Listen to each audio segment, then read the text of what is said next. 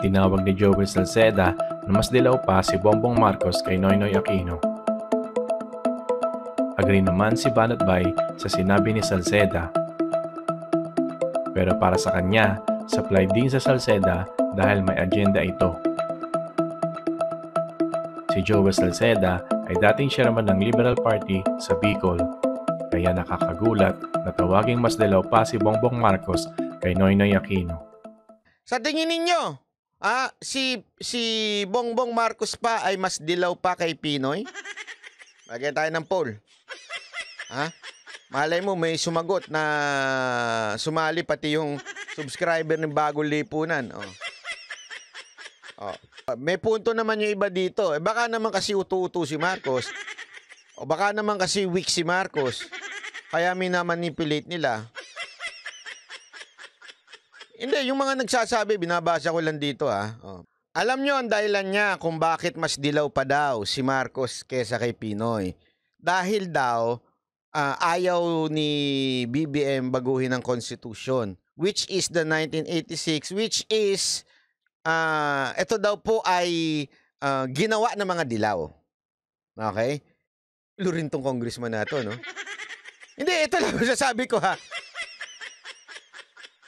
I agree that in some other issues, mas dilaw pa si BBM kesa kay Pinoy.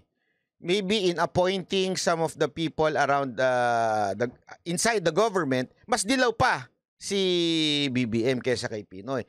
Pero, eto yung perong malupit na malupit.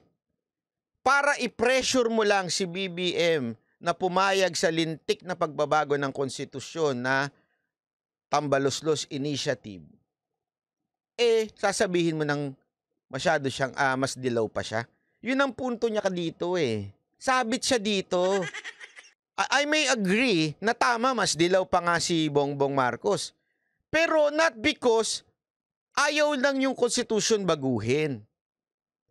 Sa madaling salita ganito lang kasimple. Pinipressure niya si Marcos na sumang-ayon sa kanila. Kung hindi, dilaw ka. Blackmailer siya. Etong congressman na to, blackmailer din ng no? Di ba? Napakawalang niya din no? Dilaw ka kung hindi ka papayag sa gusto namin mangyari. Dilaw ka. Mas malupit pa to sa red tagging Yellow tagging nga lang. Di ba Yun ang totoo dito So this is not right. Okay? Ako agree ako dun sa mas dilaw because of appointing the dilawans in the government. Pero hindi naman yung ganyan na parang ang dating makaano kayo That's manipulation. Yun lang ang totoo Sa akin medyo sabit ako dun Parang ang siga nyo naman, ang bully nyo. Para lang sumunod sa inyong presidente, sasabihin mo mas dilaw. Apakawalang niya, di ba? Hindi, tama naman po. Tama naman yung mas dilaw siya sa sabi kasi dito ay mali yung answer ko, no pala.